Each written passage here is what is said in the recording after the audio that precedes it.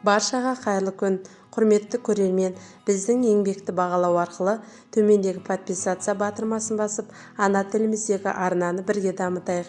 Өйткені біздің арнамыздағы видеоларды 85% адам тіркелусіз қарайды екен. Қызғаншақ адамдар өзінің қолынан келмейтін нәрсені көп әңгіме етіп, өзі көре алмайтын адамның ісін сынағанды жақсы көреді. Өзін өзгеден төмен санайтындар ғана қызғанышқа бой алдырады. Көп адам бақытты көтере алмайды.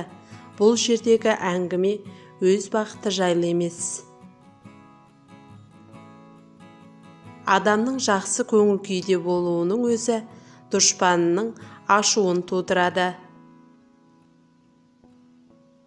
Ең жақсы байлық өзгенің байлығына мән бермеу.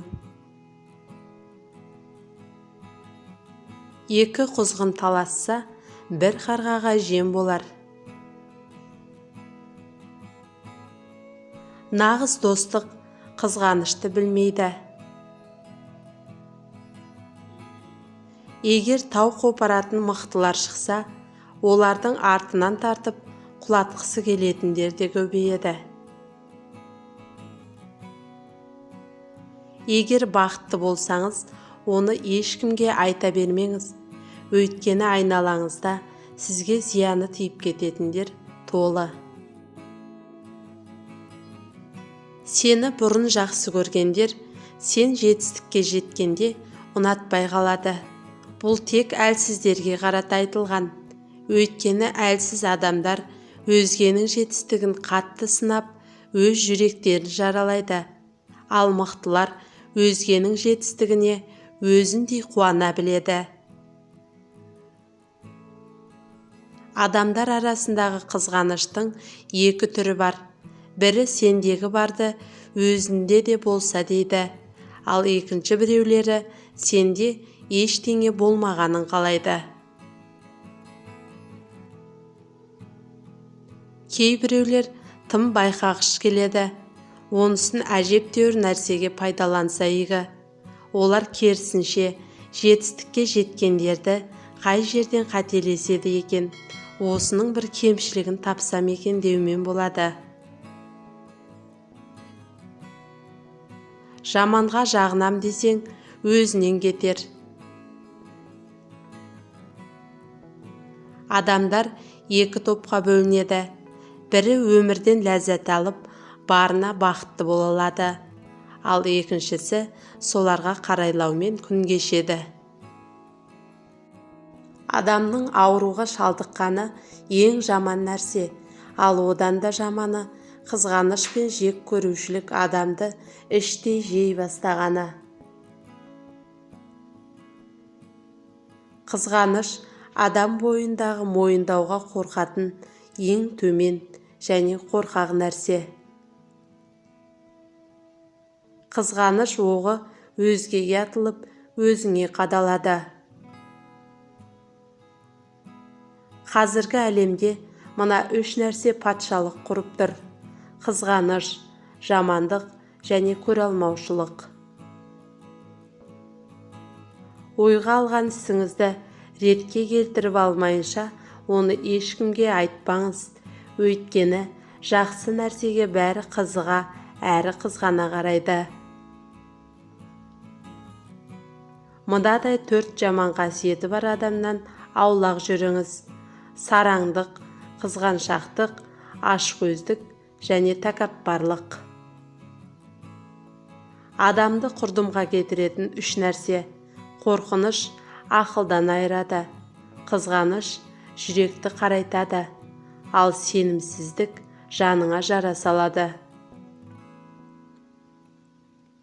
Өзгелерден оқ бойы оза шыққандар болса, олардан барын тартып алғысы келетіндер қашанда табылады. Егер сіз көп уақытыңызды өзгелердің қай әдеті жаман яки қай қылығы жақсы деумен өткізетін болсаңыз, көп ұзамай жан дүниеңізді ұмытып, өзгелерге құртқан асыл уақытыңызды және ішіңіздегі жалғыздық пен бақытсыздықты сезінесіз. Қызғаныштан арылғыңыз келсе, өзіңізді өзгелермен емес, тек өзіңізбен салыстырыңыз. Қызғаншақ адамның 3 белгісі. Біріншісі, қасында ол адам болмаса, ол жайлы жаман сөйлейді. Екіншісі, ол адамның басына іс түссе, қуанышқа бөленеді. Ал үшіншісі, сол адамды көргенде, оған жақсылық жасағансып, жалпақтай бастайды. Кей адамдар өзгенің жетістігін өзіне жасалған қастандық деп ойлайды. Адамдар жақсы өмір сүріп, биіктерді бағындырса, оны сынап, жақтырмай бастайды. Ал өмірі қиындап, басына іс түскендерді өсе кетіп, оларға ақыл үйрете бастайды.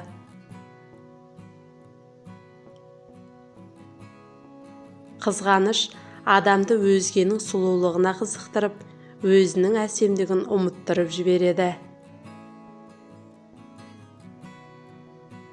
Адам оны өзгелер жақсы көру үшін көп нәрсе істей алады, ал қызыға қарау үшін одан да көп нәрсеге барады.